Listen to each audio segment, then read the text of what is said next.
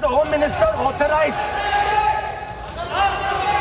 the shooting of our students, sir. He put pellets into the blood of our students. He ordered the students of India to be shot. क्या बोल रहे हैं sir? ये आप सोचिए, आप कितना गलत बात बोल रहे हैं। आप कल्पना कर सकते हैं, आप बिना सोच समझ करके जो इस्तेमाल कर रहे हैं, और किसने फायरिंग का ऑर्डर दिया? What is going on? कैसे बोल सकते हैं आप? अगर नेता प्रतिपक्ष ने कोई गंभीर आरोप लगाया सरकार पे, तो ये सरकार की जिम्मेदारी बनती है कि किसके ऑर्डर पे पुलिस ने बच्चों पर, छात्रों पर, युवाओं पर इस तरह का व्यवहार किया है। लोकसभा में एंटी पेपर लीक बिल पर राहुल गांधी ने सत्ता पक्ष के भारी शोर शराबे के बीच ऐसी बात कह दी कि सदन में खूब हंगामा हुआ। सत्ता पक्ष की ओर से राहुल गांधी के इस बयान का जोरदार विरोध भी हुआ। मामला इतना बड़ा और गंभीर था कि बीच में सपा अध्यक्ष अखिलेश यादव ने भी संभालने की कोशिश की, लेकिन सत्ता पक्ष ने एक न सुनी। तो आइए जानते हैं राहुल गांधी ने सदन में ऐसा क्या कहा जिस पर इतना बवाल मचा। दरअसल राहुल गांधी ने सदन को संबोधित करते हुए कहा, Sir, the Home Minister authorized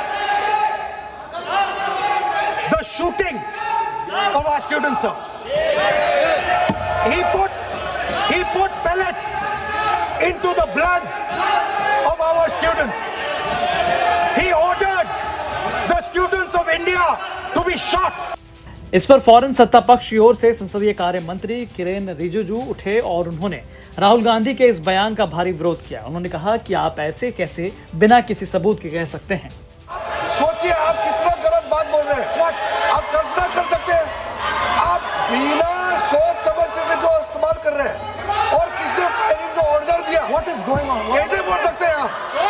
कितना गलत बात करते हैं, ऐसा मत बोलिए। राहुल गांधी जी, आप नेता प्रतिपक्ष हैं, गंभीरता से बात बोलना चाहिए। आप बिना तर्क करके यहाँ ऐसा बात करते हैं, ये ठीक नहीं है सर। अभी तुरंत आप किस बेसिस पे ये बयान दिया है? किस बेसिस पे आपने ये बयान दिया, बताइए।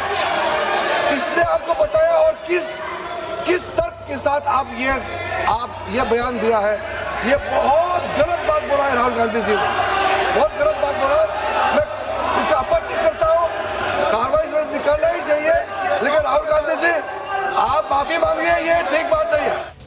इस बीच अखिलेश यादव ने उठकर संभालने की कोशिश की। उन्होंने कहा कि सत्ता पक्ष को चाहिए कि वो जांच करे कि आखिर किसने स्टूडेंट्स पर इस तरह का व्यवहार करने का आदेश दिया। नहीं अध्यक्ष महोदय, अगर नेता प्रतिपक्ष ने कोई गंभीर आरोप लगाया सरकार पे, तो ये सरकार की जिम्मेदारी बनती है कि किसके ऑर्डर पे पुलिस ने बच्चों पर, छात्रों पर, युवाओं पर इस तरह का व्यवहार किया है। ये सही बात नहीं अध्यक्ष महोदय, ये अगर गृह मंत्री जी का नहीं है। अखिलेश जी, आप जो बता रहे हो अलग बात है। राहुल जी ने ये नहीं कहा, उन्होंने सीधा नाम लेके कहा, इंक्वायरी का बात नहीं मांगा। राहुल गांधी जी ने इंक्वायरी का बात नहीं किया, उन्होंने सीधा नाम लेकर के फायरिंग ऑर्डर का बात किया। कैसे बात कर सकते हैं आप? ये आप समझते हैं कितना गंभीर आरोप है? आप अगर इंक्वायरी का मांग करता है या वो ठीक है, हम मानते हैं। अखिलेश जी, अरे अखिलेश जी, आप जो कह रहे हैं वो अलग है। राहुल गांधी जी ने जो बात कहा बिल्कुल अलग बोला है। एक ही नहीं, ये गलत बात। आपको राहुल जी, आपको देखिए, ये बहुत सीरियस है, आपको माफी मांगना होगा, या तो आप खेद प्रकट कीजिए, अपना शब्द को वापस लीजिए। आपने बहुत गंभीर झूठा आरोप लगाया है, ये बहुत गंभीर है, ऐसा मत कीजिए। हंगामा लगातार बढ़ रहा था। सत्ता पक्ष ने राहुल गांधी के खिलाफ नारेबाजी शुरू कर दी थी। फिर राहुल गांधी उठे और बोले, Speaker sir, the use of force can only be authorized by the Home Minister. No. It cannot be authorized either by the Home Minister or the Prime Minister. ऐसा नहीं चल सकता सर।